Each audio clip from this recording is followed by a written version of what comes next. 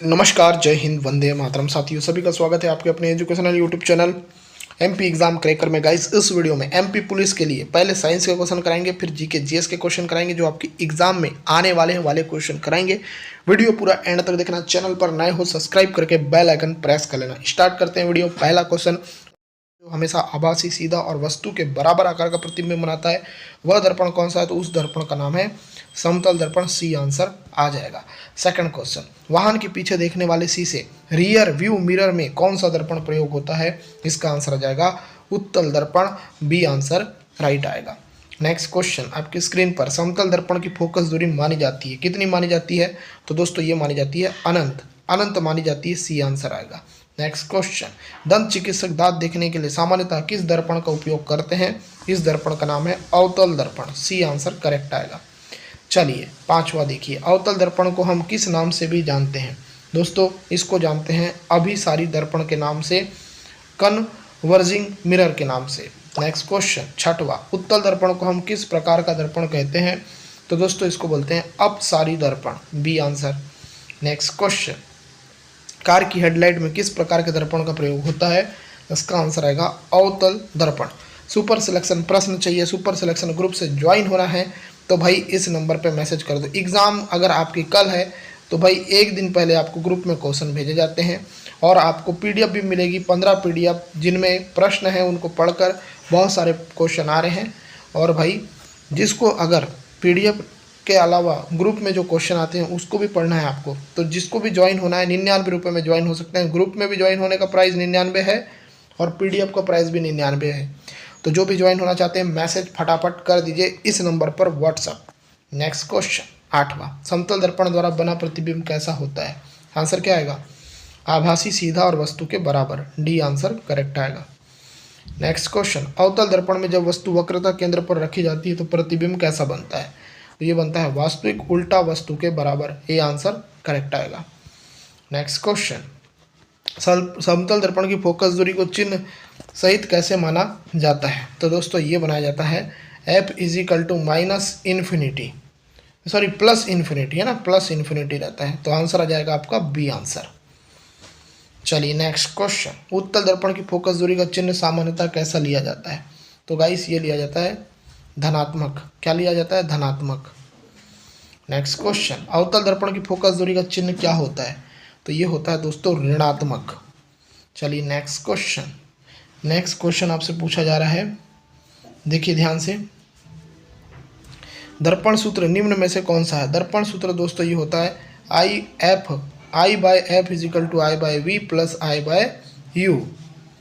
चलिए next question, lens सूत्र सामान्यतः किस प्रकार का लिखा जाता है? तो दोस्तों लेंस सूत्र लिखा जाता है आपका I by F is equal to I by V minus I by you.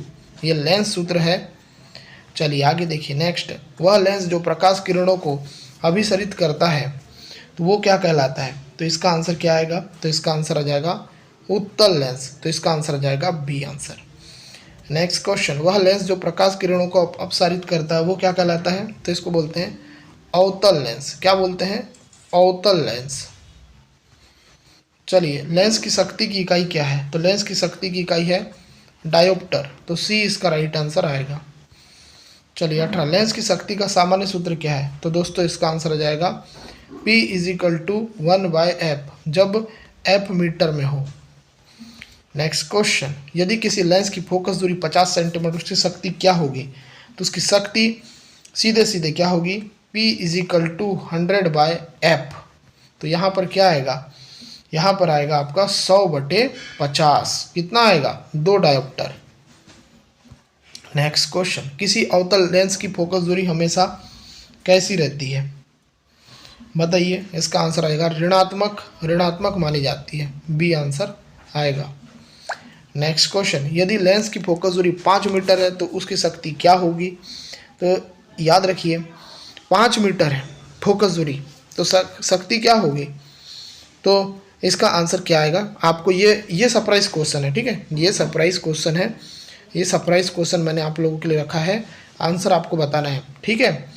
चलो ये क्वेश्चन आगे बढ़ा दिया। नेक्स्ट क्वेश्चन, वो क्वेश्चन का आंसर आपको देना है कमेंट में, जिसका सही होगा उसका आंसर लाइक किया जाएगा। अवतल लेंस हमेशा किस प्रकार का प्रतिबिंब बनाता है? तो गाइस ये बनाता है आभासी और सीधा। 23 अवतल दर्पण सामान्यतः किस प्रकार का प्रतिबिंब बनाता है? तो दोस्तों ये बनाता है वास्तविक उल्टा। नेक्स्ट क्वेश्चन, उत्तल लेंस सामान्यतः किस प्रकार का प्रतिबिंब बना सकता है? तो गाइस ये बनाता है वास्तविक आभासी दोनों।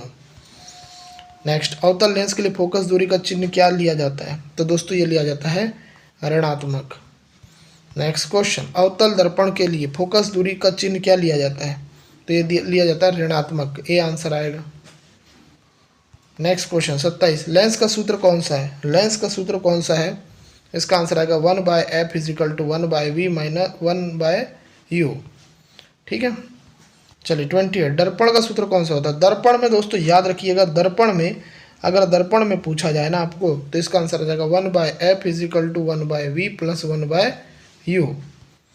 चलिए, किसी कॉन्वेक्स लेंस के लिए f +20 सेंटीमीटर और u -30 सेंटीमीटर हो तो v लगभग कितना होगा? तो इसका आंसर क्या आएगा? इसका आंसर क्या आएगा कमेंट करिए। देखो इसमें कुछ नहीं करना है आपको, क्या है लेंस है ना, लेंस का formula 1/v, f = 1/v - 1/u। अब भाई f का मान +20 यहाँ रख देना, u का मान -30 यहाँ रख देना, v का मान आपको निकालना है। इसका भी आंसर आप बताएंगे, कैलकुलेशन करना है खाली बस। ठीक है, चलिए 30 देखो, सोलर कुकर में कौन सा दर्पण प्रयोग किया जाता है? सोलर कुकर में बात करें तो सोलर कुकर में अवतल दर्पण प्रयोग किया जाता है। नेक्स्ट क्वेश्चन, सोलर कुकर में यदि लेंस प्रयोग किया जाए तो किस प्रकार का लेंस होगा? तो ये होगा दोस्तों उत्तल लेंस। नेक्स्ट क्वेश्चन, फोकस दूरी f और वक्रता त्रिज्या r के बीच संबंध क्या होगा? तो दोस्तों क्या होगा संबंध? तो ये होगा r = 2f, ये वाला संबंध होगा। ठीक है, चलिए नेक्स्ट क्वेश्चन, रेटिना पर बनने वाला प्रतिबिंब कैसा होता है? रेटिना पर जो प्रतिबिंब बनता है वो होता है वास्तविक और उल्टा। बी आंसर आएगा। नेक्स्ट क्वेश्चन, रेटिना पर प्रतिबिंब वास्तविक और उल्टा बनता है लेकिन हमें सीधा दिखता है, यह किसके कारण संभव होता है? तो ये संभव होता है ऑप्टिक नर्व की वजह से। ए आंसर आएगा। 35, दाढ़ी बनाते समय शेविंग, हजामत, चेहरा बड़ा और सीधा देखने के लिए कौन सा दर्पण प्रयोग किया जाता है? इस दर्पण का नाम है दोस्तों अवतल दर्पण। चलिए नेक्स्ट क्वेश्चन, अपवर्तनांक का सही सूत्र क्या है? अपवर्तनांक का सही सूत्र होता है दोस्तों n = c/v, ये होता है अपवर्तनांक का सही सूत्र। 37, अपवर्तनांक के सूत्र n = c/v, c का अर्थ क्या होता है? तो जो c का अर्थ होता है ना वो होता है निर्वात में प्रकाश की चाल। तो आंसर क्या आएगा? ए आएगा। 38, लेंस की शक्ति का ऐसा इकाई क्या है? लेंस की शक्ति का ऐसा इकाई है डायोप्टर। बी आंसर आएगा। अवतल लेंस की शक्ति कैसी होती है? अवतल लेंस की शक्ति होती है हमेशा ऋणात्मक।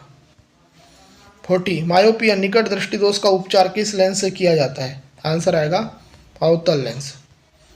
41, हाइपरमेट्रोपिया दूरदृष्टि दोष के सुधार के लिए कौन सा लेंस लगाया जाता है? इस लेंस का नाम है उत्तल लेंस। 42, प्रेस बायोपिया दोष के सुधार के लिए किस प्रकार के लेंस प्रयोग किया जाता है? तो इसका आंसर आ जाएगा bifocal lens. B answer perfect आएगा। आगे देखिए 43, शिव समुद्रम जलप्रपात किस नदी पर स्थित है? दोस्तों इसका आंसर आ जाएगा कावेरी नदी पर। आंसर क्या आ जाएगा? सी आ जाएगा। आगे देखिए 44, शारदा एक्ट किससे संबंधित है? शारदा एक्ट जो संबंधित है ये बाल विवाह से संबंधित है। आंसर आ जाएगा सी। आगे देखिए 45, भागड़ा नागल बांध किस नदी पर बना है? तो दोस्तों ये बना है सतलज नदी पर। जो सतलज नदी है मित्रों इस पर बना है आपका भागड़ा नागल बांध। ठीक है, चलिए आगे देखिए नेक्स्ट क्वेश्चन, जब सूर्य और चंद्रमा पृथ्वी की एक ही ओर होते हैं तब क्या होता है? तो गाइस इसका आंसर आ जाएगा बी, ज्वार सबसे ऊंचा होता है। इसका आंसर आ जाएगा बी। आगे देखिए नेक्स्ट, परमाणु के नाभिक में कौन कौन से कण पाए जाते हैं? परमाणु के नाभिक के बारे में अगर बात करें तो परमाणु के नाभिक में पाए जाते हैं प्रोटॉन और न्यूट्रॉन। तो यहाँ आंसर आ जाएगा सी। 48, खैबर दर्रा किन देशों के बीच में स्थित है? खैबर दर्रा जो है दोस्तों भारत और किसके बीच में है? भारत है ही नहीं इसमें, अफगानिस्तान और पाकिस्तान के बीच में है ना। तो थोड़ा सा आपको मैं यहाँ पर सस्पेंस में डाल रहा था। पाकिस्तान और अफगानिस्तान के बीच में खैबर दर्रा है। आगे देखो 49, राणा सांगा किस राज्य का शासक था? राणा सांगा दोस्तों मेवाड़ का शासक था। मेवाड़ का शासक का नाम क्या है? तो राणा सांगा मेवाड़ का शासक था। आगे देखो 50 क्वेश्चन, भारत के पश्चिमी समुद्र तट पर वर्षा किससे होती है? दोस्तों इसका जो आंसर आ जाएगा दक्षिण पश्चिमी मानसून से। भारत का जो समुद्री तट है दोस्तों, भारत का जो पश्चिमी समुद्री तट है ना, वहाँ पर जो वर्षा होती है वो दक्षिण पश्चिमी मानसून की वजह से होती है। आंसर आ जाएगा बी आंसर। आगे देख लेते हैं, ठीक है। 51 सार्क का पूरा नाम क्या है? देखो सार्क का पूरा नाम, इसको आपको अच्छे से याद कर लेना है, एग्जाम में आता है भाई, है ना।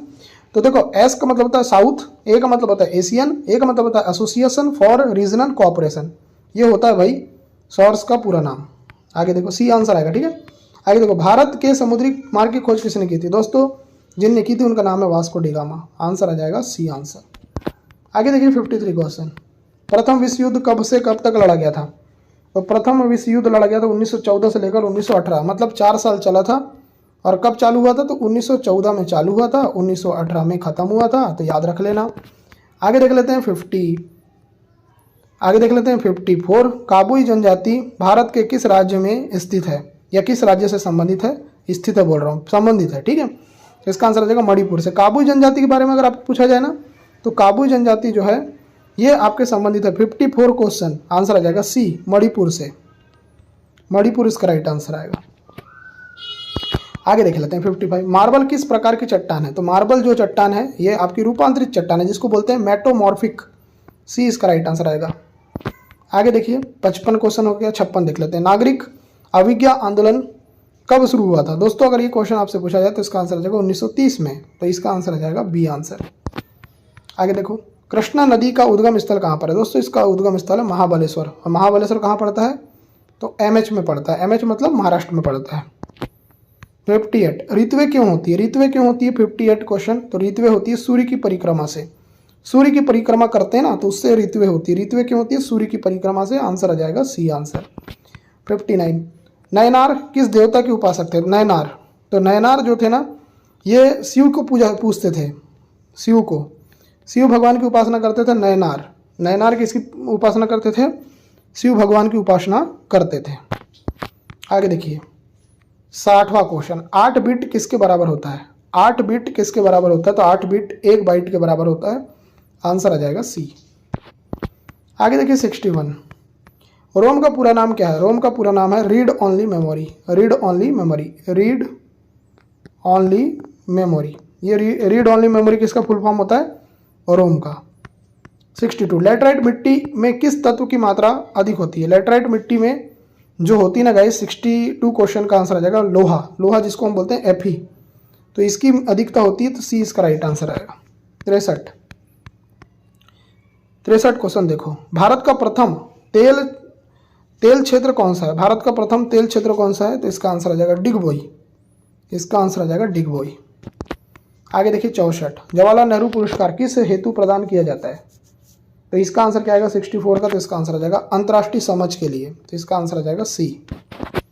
आगे देखिए 65, वायुमंडलीय परत जिसको बोलते हैं आइनोस्फीयर का संबंध किससे है? तो इसका संबंध है दोस्तों बेतार संचार से। इसका आंसर आ जाएगा सी। आगे देखिए गोवा भारत में कब सम्मिलित हुआ? गोवा भारत में जो सम्मिलित हुआ ये हुआ था 1961 में। आंसर आ जाएगा आपका बी आंसर। आगे देखिए सबसे प्राचीन वेद कौन सा? सबसे प्राचीन वेद जो है उसका नाम है, सबसे प्राचीन वेद है ऋग्वेद। ऋग्वेद क्या है? तो ऋग्वेद जो है ये सबसे प्राचीन वेद है। 68, रामकृष्ण मिशन की स्थापना कब हुई थी? 68 का जो आंसर आएगा वो आएगा बी, 1897 में। 1897 में रामकृष्ण मिशन की स्थापना हुई थी, तो आंसर आ जाएगा आपका बी आंसर। बी इसका राइट आंसर आएगा। आगे देखिए 69 क्वेश्चन, मोहम्मद अली जिन्ना ने अलग देश की मांग कब की थी? बहुत ही अच्छा क्वेश्चन, इसका आंसर आ जाएगा 1940 में। मोहम्मद अली जिन्ना ने आपको पता है कि भाई पाकिस्तान की मांग करी थी, और ये इन्होंने 1940 में बोल दिया था, ठीक है। चलो 70 देख लेते हैं आपकी स्क्रीन पर। लोथल जो एक हड़प्पा सभ्यता का स्थल है, कहाँ स्थित है? दोस्तों ये है गुजरात में। लोथल कहाँ पर है? गुजरात में, याद रखना। लोथल कहाँ पर है? तो गुजरात में। सी इसका राइट आंसर आएगा। आगे देखो 71, द्वितीय विश्व युद्ध कब शुरू हुआ था? द्वितीय विश्व युद्ध चालू हुआ था दोस्तों, ये हुआ था 1 सितंबर 1939 को, तो यहाँ आंसर आ जाएगा बी इसका राइट आंसर आ जाएगा।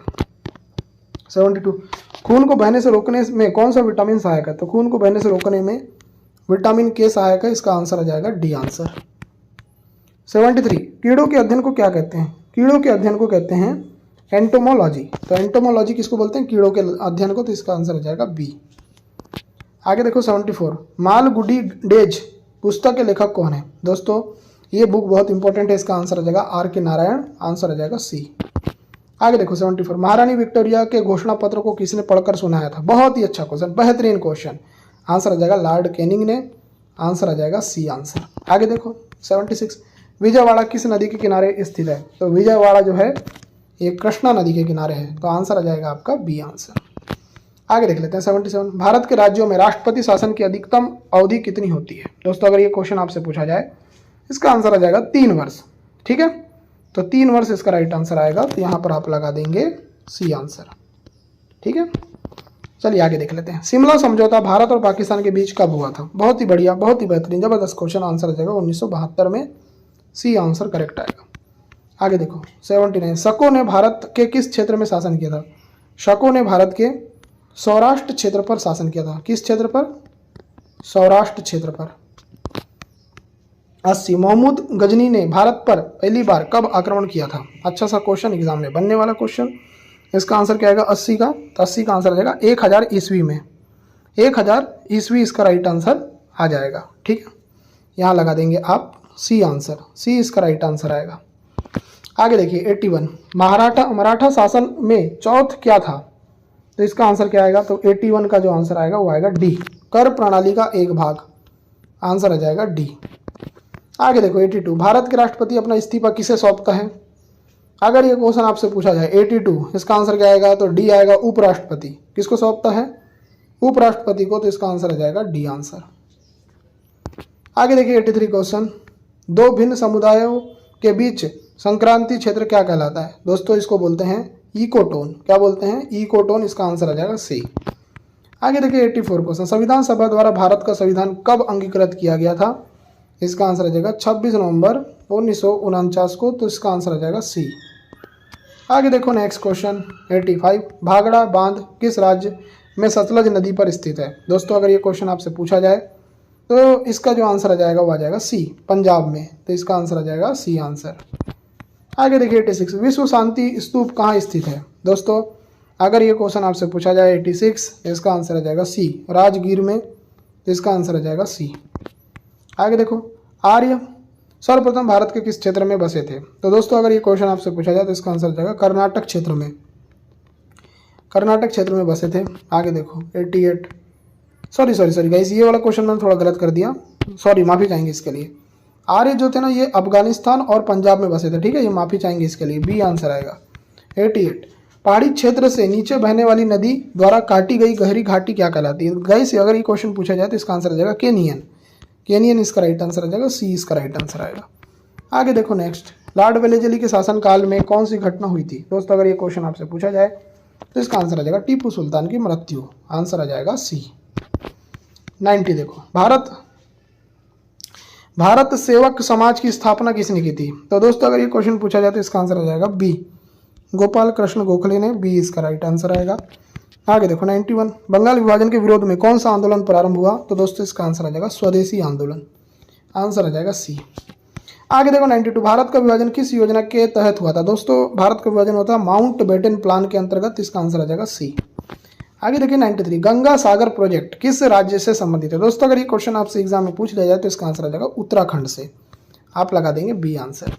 आगे देखिए 94, अंतर्राष्ट्रीय योग दिवस कब मनाया जाता है? अंतर्राष्ट्रीय योग दिवस मनाया जाता है 21 जून को, तो यहाँ आंसर आ जाएगा आपका डी आंसर। आगे देखिए 95, भारत का प्रथम तेल क्षेत्र कौन सा है? तो भारत का प्रथम तेल क्षेत्र जो है गाइस ये है डिगबोई, इसका आंसर आ जाएगा सी आंसर। 96, जवाहरलाल नेहरू पुरस्कार किस क्षेत्र में दिया जाता है? तो इसका जो आंसर आ जाएगा अंतर्राष्ट्रीय समझ के लिए, मैंने आपको ये क्वेश्चन करा दिया है। आगे देखो, वायुमंडल की वह परत जो बेतार संचार में सहायक है वह कौन सी है? तो दोस्तों इसका आंसर आ जाएगा आयन मंडल। 98, गोवा भारत में किस वर्ष पुर्तगालियों से मुक्त हुआ था? तो दोस्तों गोवा हुआ था 1961 में, आंसर आ जाएगा सी। आगे देखिए 99, भारत का सबसे पुराना वेद कौन सा? तो भारत का सबसे पुराना वेद है ऋग्वेद। आगे देखिए 100 क्वेश्चन, रामकृष्ण मिशन की स्थापना कब हुई थी? तो इसका आंसर आ जाएगा 1897 में। ठीक है, तो टोटल मैंने आपको 100 क्वेश्चन कराए हैं। उम्मीद करता हूँ ये वीडियो आपको पसंद आई है। पसंद आई वीडियो को लाइक करें, चैनल को सब्सक्राइब करके बेल आइकन को प्रेस करें। गाइस इस चैनल को सब्सक्राइब कर लेना आप लोग, यहाँ पर काफ़ी इंपॉर्टेंट चीज़ आपको कराई जाती है। इस वीडियो को देखने के लिए धन्यवाद। आपका दिन शुभ हो। Good bye.